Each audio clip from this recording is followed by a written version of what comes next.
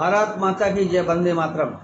मैं संतोष गंगेले कर्मयोगी तन मन धन से सनातन संस्कृति रक्षा के लिए समर्पित हूँ और भारत देश के भारत सरकार के मुखिया माननीय नरेंद्र मोदी जी, उत्तर प्रदेश के मुख्यमंत्री संत महात्मा महापुरुष श्री योगी आदित्यनाथ जी का समर्थन करता हूँ। और आप सभी से निवेदन है कि मेरा ये वीडियो किसी जाति वर्ग को ठेस पहुँचाने नहीं, सभी को आगे देश की एकता अखंडता को कायम करने के लिए हाथ जोड़कर प्रार्थना है। आप इस वीडियो को पूरा 16 मिनट का देखिए और अपने दोस्तों सब तक भेजिए। आपको एक बार पुनः प्रणाम, नमस्कार, धन्यवाद। मेरा वीडियो आपको बना के भेज रहा हूँ पहली बार। आप सभी जगह इसको भेजें, शेयर करें और पूरा सुनिए। अगर आप सनातन धर्म में विश्वास रखते हैं तो, यदि आप भारत माता की संतान है, भारत माता को मानते हैं तो वीडियो को सुनिए, शेयर करिए। जय हिंद, जय भारत। दोस्तों, भारत देश के सभी उन जाति धर्म वर्ग के लोगों को प्रणाम करता हूं जो अपने अपने धर्म के प्रति आस्था रखते हैं। मैं आज भारत की सनातन संस्कृति पर 2 शब्द रखना चाहता हूं। संतोष गंगेले कर्मयोगी, नौगांव जिला छतरपुर मध्य प्रदेश से हूँ और मेरा मोबाइल नंबर 9893196774 है। मैं सामाजिक क्षेत्र में बहुत दिनों से काम कर रहा हूँ। आजकल बुंदेलखंड में ब्राह्मण और साधुओं को गाली देना, आलोचना करना एक आम बात बन गई है। राजनीति के कारण यह गतिविधियाँ पैदा हो रही हैं। हमारा भारत मुगल शासन, अंग्रेजी शासन के बाद भारत के संविधान की रचना एक संविधान सभा के अध्यक्ष डॉक्टर भीमराव अम्बेडकर जी की अध्यक्षता में हुई, जिसको लिखा गया, समझा गया। 26 जनवरी 1950 को लागू किया गया। यह संविधान आज़ादी के बाद से लागू हुआ, लेकिन भारत की सनातन संस्कृति, भारत की सनातन धर्म और हमारे संस्कार करोड़ों करोड़ों वर्ष पुराने हैं, जब से इतिहास सृष्टि बनी होगी। दोस्तों, ये बताना चाहता हूँ कि वाल्मीकि जी ने श्री रामचरितमानस का निर्माण त्रेता युग के पहले शतयुग में ही कर दिया था, जब राम का जन्म नहीं हुआ था। ऐसे महान विद्वान ऋषि हमारे वाल्मीकि महाराज जी हैं, उनको वंदना करता हूँ, अभिनंदन बंदन करता हूँ। और जब मुगल शासन, अकबर शासन था, उस समय पर हमारे राजापुर बांदा बुंदेलखंड के एक संत हुए, संत तुलसीदास जी, जिन्होंने 1631 में श्री रामचरितमानस की रचना की।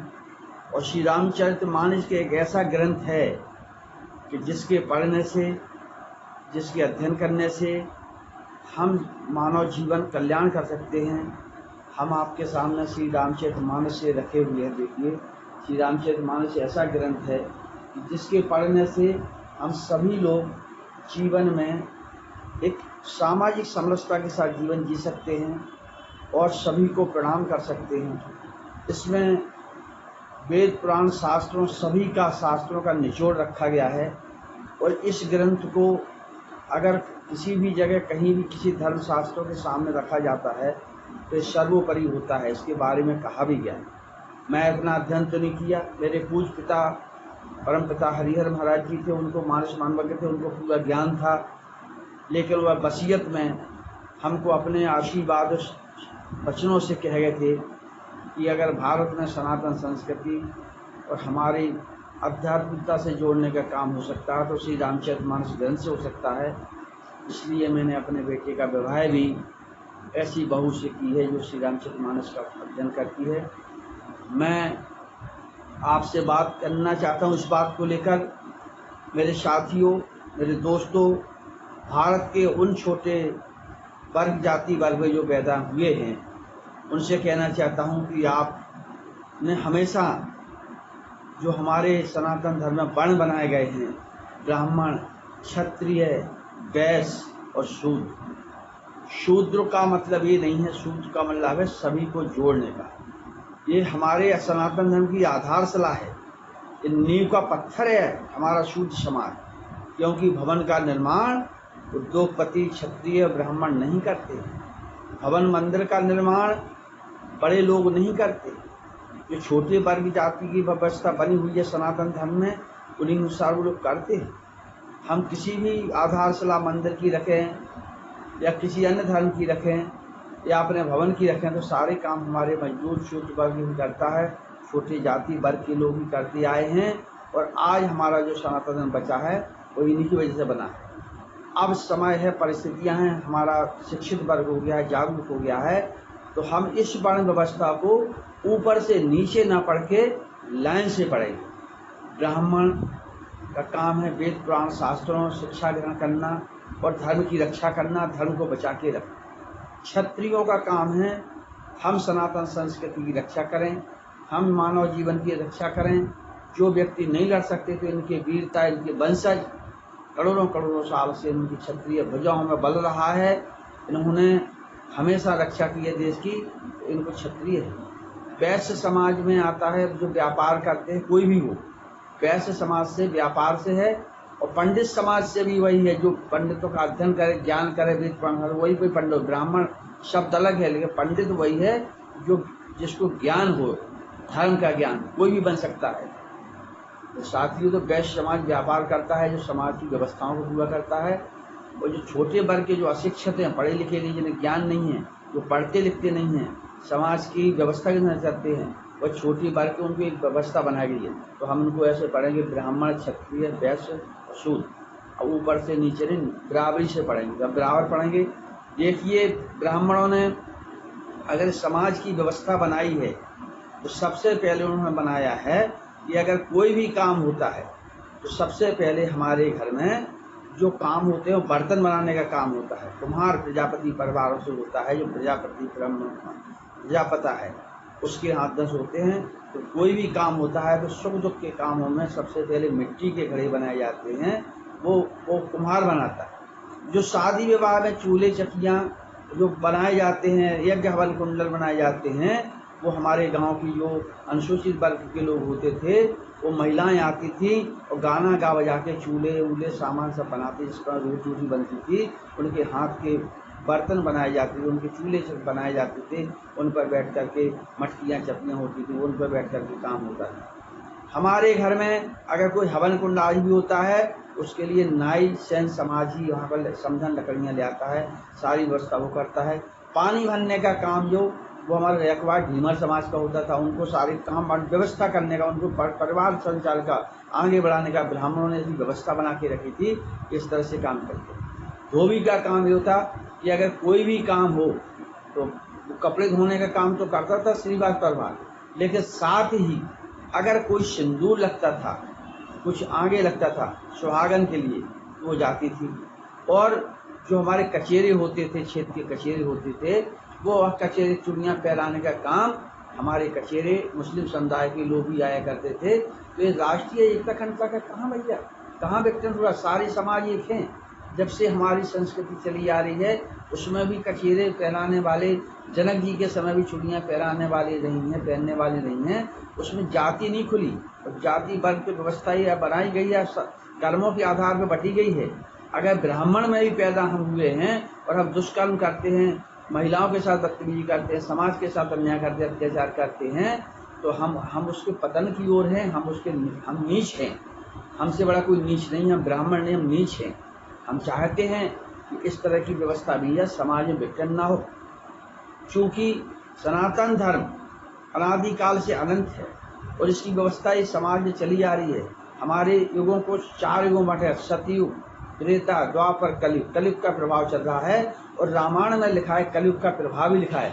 रामायण में कलयुग का प्रभाव लिखा कि जब ऐसा होने लगेगा तो इस समय कलयुग आ गया, जब एक दूसरे लड़ने लगे, विवाद करने लगे, ब्राह्मणों की चुड़ैया काटी जाए, ब्राह्मणों के तिलक मिटाए जाए, ब्राह्मणों को दक्षिण देने से मना किया जाए, उनको तरह तरह से अपमान किए जाए, तो कलयुग का प्रभाव चल रहा है। मैं देख रहा हूँ कि वर्तमान में जो कैसा था, पहले क्या था, दशरथ जी के मन की बात सोचिए। दशरथ जी के मन में आए, उनके कहा, जो राजा राम जी का जन्म कहलाता है कि राम जी का जन्म कैसे हुआ, तो राम जी के मनुष्य शत्रुपा से तो उन्होंने वर मांगा था, तपस्या की थी, तपस्या कोई नहीं कर सकता है। तो जब दशरथ जी बैठे थे तो उनके मन में एक बार विचार है, एक बार भूपत मन माही, भय गिलान मोरे सुत नाही। तो उनके मन में गिलानी हुई कि मेरी संतान नहीं है, वो उम्र ज़्यादा हो गई है। तो जो ब्राह्मण गुरु थे, उनके गुरु पारिवारिक गुरु थे, जो राजगुरु थे उनके, तो गुरु ग्रह गयऊँ तुरत महिपाला, और चरण लागे कर विनय विशाला। हर काम वो गुरु की आज्ञा के वे नहीं करते। इसलिए तुलसीदास जी लिखते हैं, बंदा हूँ गुरु पदम परागा और सुरिच सुवास सरस अनुरागा। बंदा हूँ गुरुपद पदम परागा सुरेश सुभाष। गुरु की बनना है, गुरु के द्वारा ही ज्ञान मिलता था। राजा महाराज कितने बड़े हो, सलाहकार रखते थे, चाहे अकबर रहे हो चाहे कोई भी रहो, बिना सलाहकारी। आज भारत के प्रधानमंत्री वो भी बिना सलाहकारी पर काम नहीं करते। सलाहकार अच्छा होना चाहिए। समाज को विघटन के उन्नत दोष को ले जाओ, हम बिखर जाएंगे तो फिर हमारा फिर से भारत विश्व गुरु बनने से पीछे रह जाएगा। तो फिर मैं कहता हूँ कि राजा अपने गुरु के यहाँ गए और निज जो वहाँ पहुँचे तो गुरु गृह गए हूँ महिपाला, चरण लाग कह विनय विशाला। अपने साल बताए पहुँचे तो निज दुख सुख गुरु के यहाँ पहुँचे तो उन्होंने निज दुख सुख सब गुरु ही सुनावाऊँ और कहे वैष्णव बहुत समझाऊँ। पहले तो उन्होंने शरणागति आशीर्वाद ली, फिर उन्होंने कहा गुरु जी ने कैसे आए, तो उन्होंने बताया कि ऐसा है धरा हूँ। तो उनने कहा एक पुत्र मांगने गए थे कि हमारा कुल वंश चल जाए, लेकिन वे ब्राह्मण का गुरु वशिष्ठ जी का आशीर्वाद दिए के थे। तो उन्हें धरा हूँ धीर हुई हैं सुतचारी और त्रिभुवन बुद्ध भगत है हारी। उनने के दशरथ जी आप एक पुत्र को मांगने आए, अरे हम ब्राह्मण हैं, हमारे अंदर वो शक्तियाँ हमारे ज्ञान तपस्या के कारण कि आप एक कर्म 4 देंगे तो समाज और राष्ट्र को निर्माण करने के लिए इतिहास बनाने करेंगे। वो त्रिभुवन तीनों जल थल नववासी सबको त्रिभुवन को संसार को मुक्त करके अच्छा राम राज्य स्थापना करे, ऐसा पुत्र होंगे। हुआ है। मैं तो यही कहता हूँ। और ये भैया बिन सत्संग विवेक न होई और राम कृपा बिन सुलभ न सोई।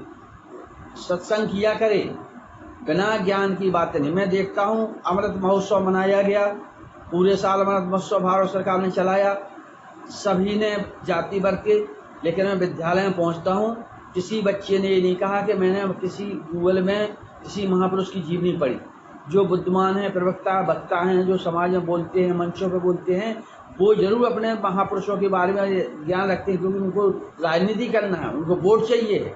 लेकिन विद्यार्थियों को ये ज्ञान नहीं है कि हमारे महापुरुष कौन हैं, कैसे हैं, हम देश की आज़ादी कैसे पाई है।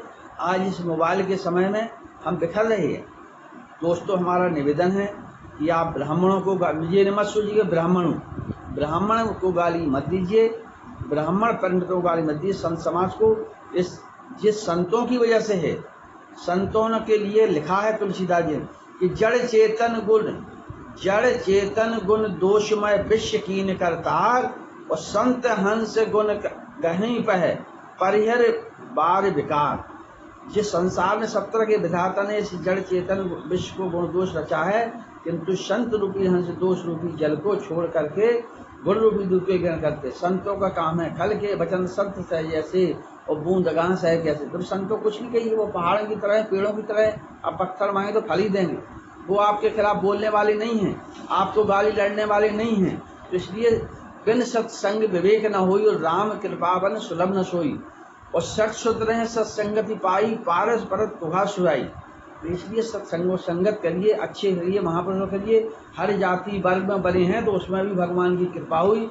सब में भगवान की, सब ने जन्म लिया है। देखिए बागेश्वर महाराज बालाजी सरकार द्वारा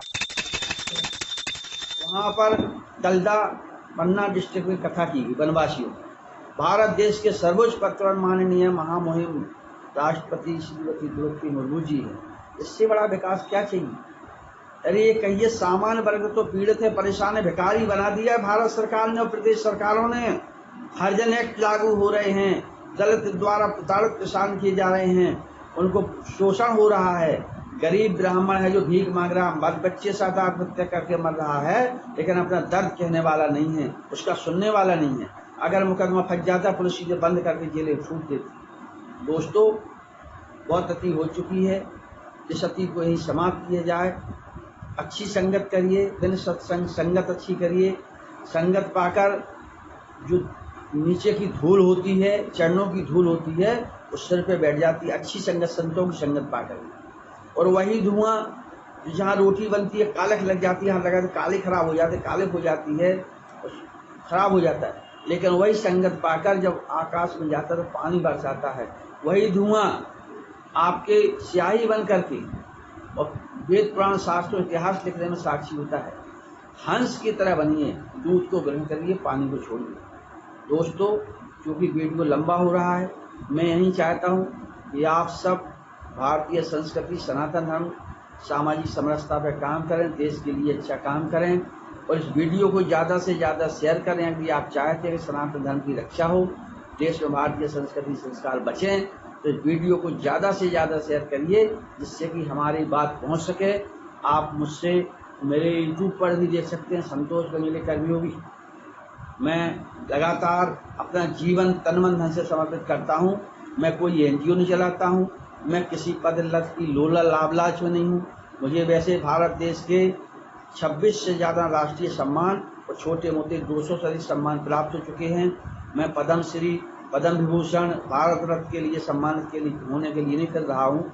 मैं तो केवल ये चाहता हूँ कि हमारी जो संस्कृति सनातन धर्म खत्म हो रहा है, हमारे देश की एकता अखंडता खत्म हो रही है। ऐसा सुनहरा अवसर नहीं आने वाला है कि हम भारत के प्रजातंत्र की एक को जो हमारे प्रधानमंत्री मिले, उत्तर प्रदेश मुख्यमंत्री हुए, इनका साथ दीजिए, देश को आगे बढ़ाइए। मिलकर के संगठित होकर बंदी मुट्ठी, लाख की खुली मुट्ठी काट को इसको बढ़ाते रहिए, आगे बढ़ाइए। और मैं समय समय पर आपसे मिलता हूँ। कहने के लिए बहुत कुछ है, बहुत सी बातें हैं, लेकिन बस यही है कि आप ब्राह्मणों को अगर दान दक्षिणा नहीं दें तो ना दें, लेकिन उनको गालियाँ ना दें, उनके पूर्वजों को ना दें। अगर आज आप बने हैं, अगर आप कहीं हैं, तो आप उन्हीं की वजह से हैं। अगर आप दुनिया में अगर सुख की नींद सो रहे हैं और विद्वान बच्चे पढ़ रहे हैं, कहीं पढ़ रहे हैं, तो ब्राह्मणों का ही, ऋषि मुनियों का ही, संत महात्माओं का ही आशीर्वाद आप सबके ऊपर है और सब पर रहेगा। आप कुछ भी करिए, लेकिन इनका निर्मल हृदय है। जिन मोहे छल छद्रम न भावा, छल छद्रम नहीं है, निर्मल है। जिनके हृदय दम्भ नहीं माया, तिनके हृदय बसे रघुराया। भगवान उन्हीं के हृदय बसते हैं। दोस्तों, ये चाहता हूँ कि आप सभी सुखी रहें, खुशी रहें। मैं वीडियो के माध्यम किसी को आहत नहीं करना चाहता हूँ, क्षमा चाहता हूँ, लेकिन ये इतनी प्रार्थना है कि भारत की संस्कृति सनातन को बचाने के लिए तन मन धन से आगे रहें, संगठित रहें, पीड़ित परेशान मदद करें। जो छोटे हैं, गरीब, किसी जाति वर्ग के, उनको बराबरी पर ले आएँ, कंधे पर बैठाइए। मैं तो काम कर ही रहा हूँ, आप भी मेरे साथ काम करिए। बोलिए भगवान शिव शंकर भगवान की जय, भारत माता की जय, वंदे मातरम जय। एक बार पुनः संतोष गंगेले कर्मयोगी आपको प्रणाम, अभिनंदन, जय हिंद, जय भारत। इस वीडियो को ज़्यादा से ज़्यादा शेयर करिए, भेजिए लोगों तक। जय हिंद।